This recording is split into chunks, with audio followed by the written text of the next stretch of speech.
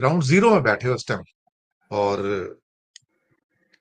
एक मुझे कमजोरी नजर आती है आरजेडी के अंदर, गठबंधन के अंदर खास तौर से।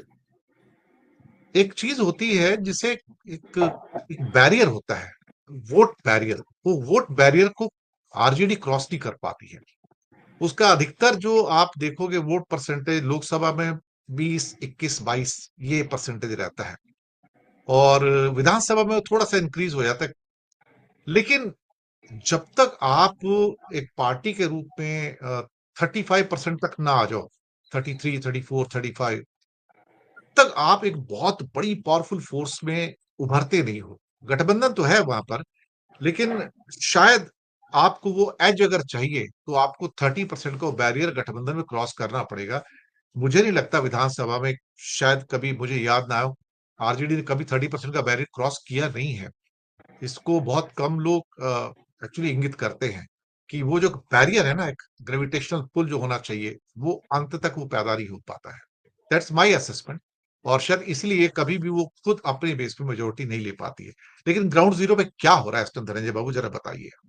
आप तो पटना में इस टाइम आए। जी, नमस्कार राकेश भाई, नमस्कार विनय भाई, और आपको भी नमस्कार, और जो साथी दर्शक नमस्कार, हमारे साथ नमस्कार, हैं उनके साथ नमस्कार। उनको भी नमस्कार। यहाँ पे विनय भाई बड़ी अच्छी बात कर रहे थे।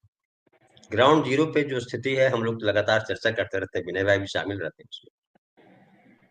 एक जो परसेप्शन का खेल होता है, वो परसेप्शन के खेल में अभी जमीन पे ये दिख रहा है कि एनडीए पीछे, आगे है कांग्रेस और महागठबंधन। लेकिन जैसा कि कहा विनय भाई ने कि कब तक रहेगा, जिससे मैं कह रहा हूं कि मैं जिससे भी बात कर रहा हूं बदलाव चाहते हैं।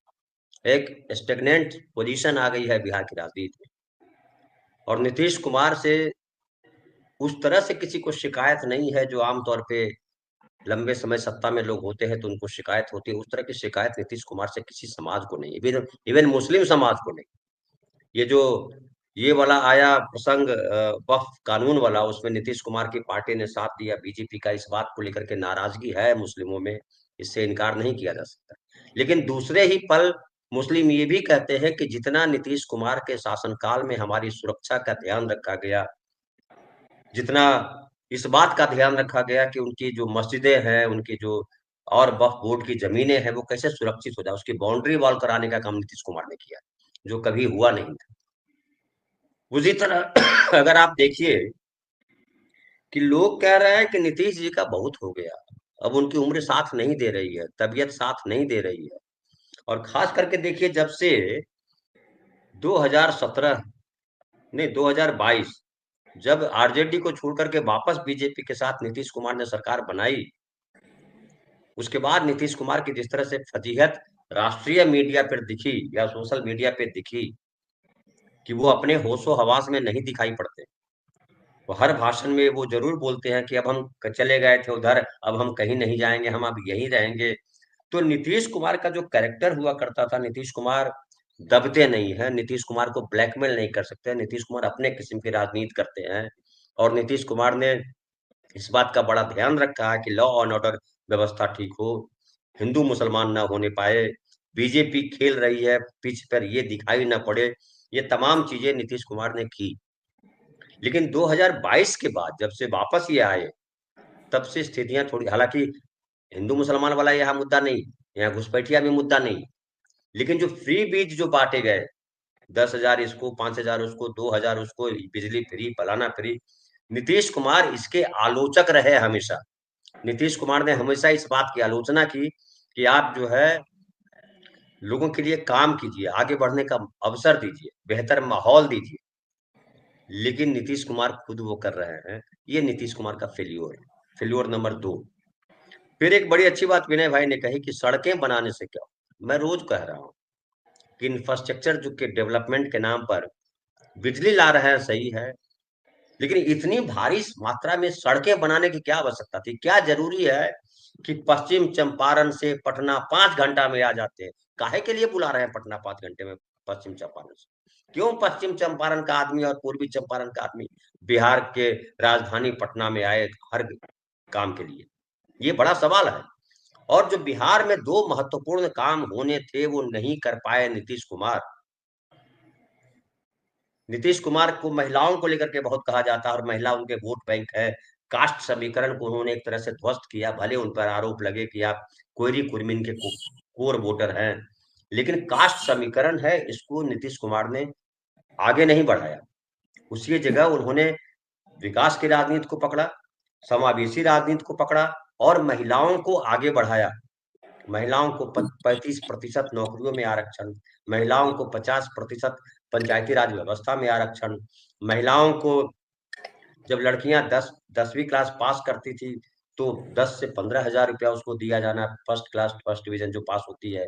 फिर 12वीं जो करती है उसको 25 हजार रुपया देना, जो ग्रेजुएशन करती है उसको 50 हजार रुपया देना, जो एमए करती है उसको 1 लाख रुपया देना, जो बीपीएससी प्रीलिम्स करती है उसको 50 हजार रुपया देना।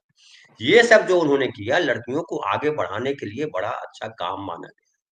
साइकिल पोशाक तो हर जगह है, यहाँ बढ़िया तरीके से हुआ वो सब, लेकिन लड़कियां पढ़ने के बाद क्या करें? सबसे बड़ा सवाल ये है बिहार में। लड़के जो पढ़ रहे हैं वह पढ़ के क्या करें? फिर एक बात आती है कि बिहार में आईआईएम है, बिहार में आईआईटी है, बिहार में एम्स है, सब खोल दिया आपने, आप कह रहे हो, लेकिन आपने बोर्ड तो लगा दिया, क्या वहां फैकल्टी है उस लेवल के, जो राष्ट्रीय लेवल के फैकल्टी होते हैं जहां सम्मान मिलता है? अच्छा फलाना वहां पढ़ाते हैं, फलाना जगह से पढ़ के आए हो। क्या आईआईटी बॉम्बे और आईआईटी पटना में अंतर है? क्या आईआईएम कोलकाता और आईआईएम बोध गया में अंतर है? क्या एम्स दिल्ली और एम्स पटना में फर्क है? वो फर्क क्यों है? सेंट्रल यूनिवर्सिटी आपने बनाई, एक दो तीन चार आप गिन दोगे कि इतने सेंट्रल यूनिवर्सिटी बिहार में बना दी, लेकिन वो सेंट्रल यूनिवर्सिटी क्या पटना यूनिवर्सिटी के भी आगे है? क्या पटना यूनिवर्सिटी बिहार के बच्चों की पहली चॉइस पटना यूनिवर्सिटी है, या पहली चॉइस मोतिहारी की यूनिवर्सिटी है जो सेंट्रल यूनिवर्सिटी जिसको कह रहे हैं?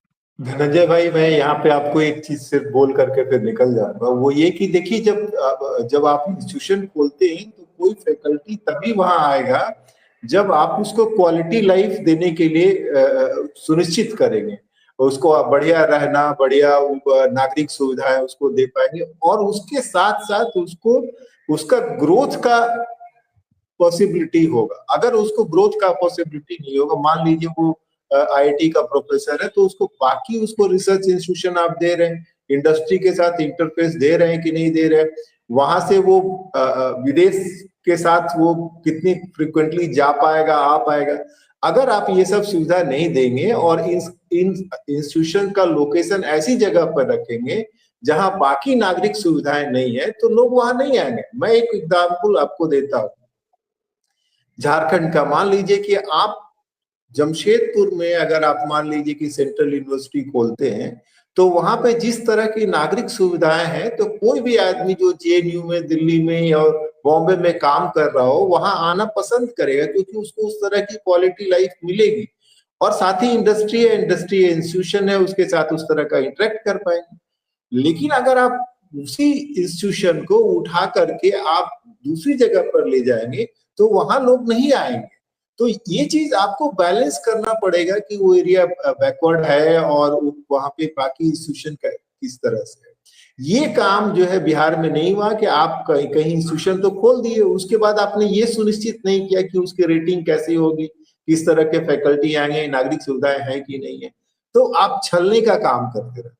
सॉरी, मैंने बीच में आपको इंटरप्ट किया। नहीं एग्जैक्टली आपने सही किया, वो विस्तार चाहिए। और वो क्वालिटी लाइफ या क्वालिटी पूरा आसपास का एटमॉस्फेयर वो कैसे बनाएंगे आप कहते हैं कि इंफ्रास्ट्रक्चर डेवलपमेंट जब करेंगे, इंफ्रास्ट्रक्चर डेवलप हो जाएगा, बिजली है, सड़कें हैं, हवाई जहाज से आना जाना है तो आसान हो जाएगा। लेकिन क्या इतना कर देने बस आसान हो जाएगा? वो अलग किस्सा है, मैं उस पर अभी नहीं जाता हूँ, आपने विस्तार दे दिया। लेकिन सबसे इंपॉर्टेंट है कि जो बिहार की जो प्रतिभा है, बिहार की जो प्रतिभा दिल्ली जाकर के, तमिलनाडु जाकर के, मुंबई जाकर के अपने आप को कंफर्टेबल फील करती है और लगता है कि नहीं करेक्ट, या विदेश जा रहे हैं लोग, उनको रोकने के लिए क्या व्यवस्था आपके प्रदेश में है? क्या सीजीआई पे जूता फेंकेंगे, उस तरीके का माहौल क्रिएट करेंगे तो वो प्रतिभा जो है, जो क्वालिटी लाइफ चाहती है, वो क्या ये जीएगी? ये बड़ा सवाल है। बिहार में एक और सवाल है कि आप जो है रोजगार के लिए क्या कर रहे हैं? आप कितनी नौकरियां दोगे? पीके का एक बड़ा अच्छा लगा मुझे, पीके ने बोला किसी प्रेस में कि आपके पास कितने लाख नौकरियां हैं, 43 लाख, 23 लाख।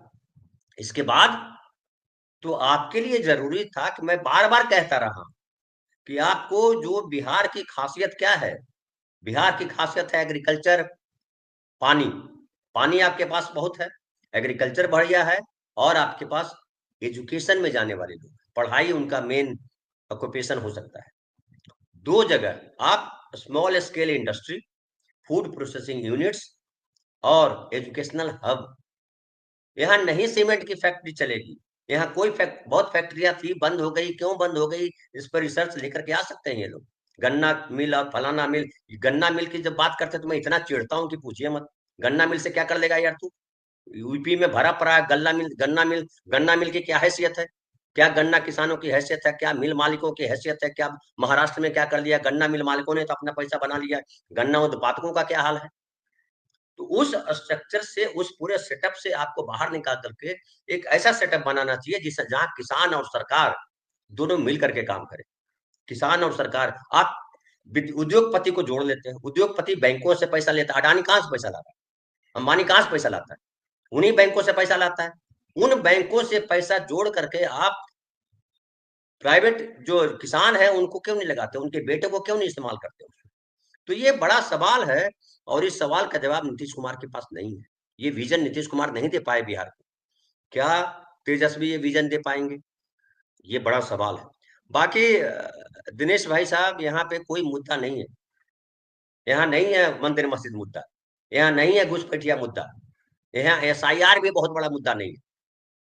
यहाँ मूल मुद्दा है कौन ला के देगा बेहतर भविष्य। तेजस्वी के साथ जो एक माइनस पॉइंट चला जाता है वो चला जाता है उनका कास्ट। आपने कहा शुरुआत में कि इतना परसेंट वोट तेजस्वी के बारे में कहा जाता है कि 14-15% यादव, 17-18% मुस्लिम, M22 समीकरण तो उनके साथ है, 32% से वो शुरू होते हैं। 32% से जो टेक ऑफ लेता है वो कहाँ जाएगा? लेकिन हम देख रहे हैं कि 32% से टेक ऑफ लेने वाला पिछले 20 साल से सरकार में नहीं है, और जो 6% से टेक ऑफ लेता है वो सरकार में है नीतीश कुमार। नीतीश कुमार चाहते हैं तो तेजस्वी डिप्टी चीफ मिनिस्टर बन जाते हैं, नीतीश कुमार नहीं चाहते तो डिप्टी चीफ मिनिस्टर नहीं बनते। ये जो बिहार की राजनीतिक हालात हैं, ये हालात बहुत विश्लेषण मांगते हैं।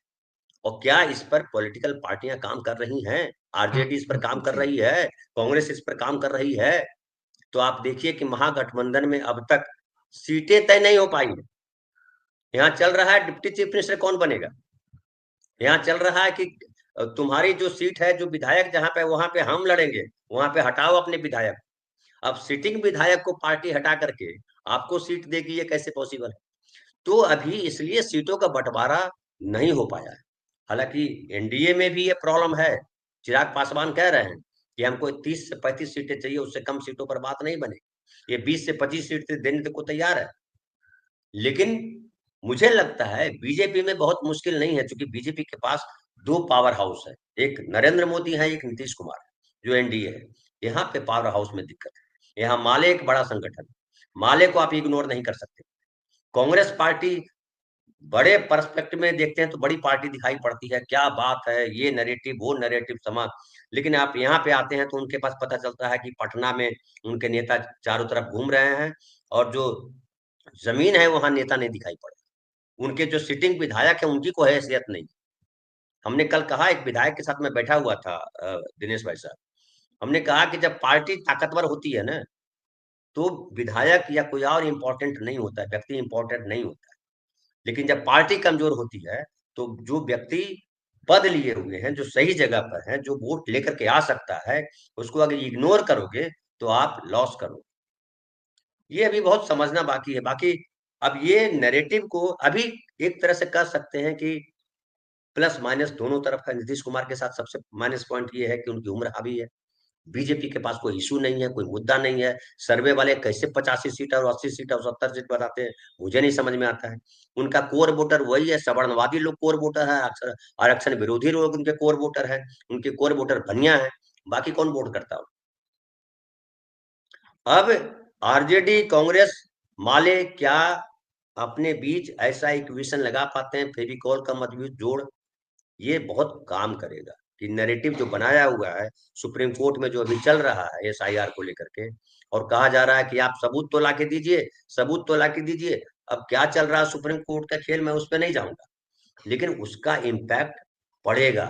वोट चोरी, जब EVM की बात करते रहे हम, नाम काटने की बात कर, ये बात सही है कि नाम काटे गए हैं, ये बात सही है कि जो दबंग जातियां हैं, कमजोर जातियों के नाम नहीं जुड़ने दिए हैं। ये चुनाव आयोग जो अपनी जगह कर रहा है वो तो कर ही रहा है, लेकिन मैं बार बार कह रहा हूं कि वो जो अपोजिशन की पार्टियां हैं, क्या उन जगहों पर, उन बूथों पर जहां कमजोर लोगों के वोट काटे गए, उनके कार्यकर्ता उनके लिए लड़ाई करने गए, उनका नाम नोट किया, उनको चुनाव आयोग को लिखा? ये बड़ा इंपॉर्टेंट है भाई साहब। तो अभी देखिए, रणनीति तो बदलती रहती है। अभी 10 तारीख से नॉमिनेशन फाइल करना शुरू करेंगे, 8 तारीख है।